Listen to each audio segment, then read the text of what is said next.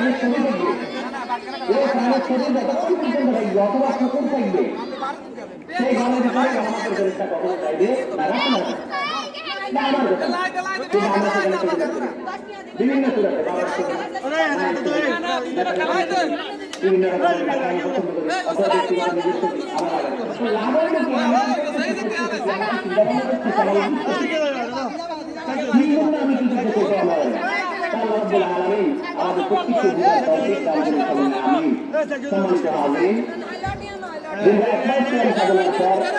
আমরা প্রত্যেকে আল্লাহ নিকট আমরা আমাদের দীর্ঘদিনের রোজা করে আল্লাহ আমাদের কবুল করেন, যে এক মাস আমরা রোজা রেখেছি বলগুলি ক্ষমা করি আল্লাহ আমাদের কবুল করেন।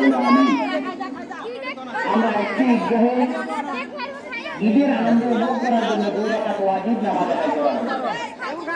আমরা যেন সারা বছর ফরজ নামাজগুলো আদায় করতে পারি, আল্লাহ আমাদেরকে সেরকম আমিন।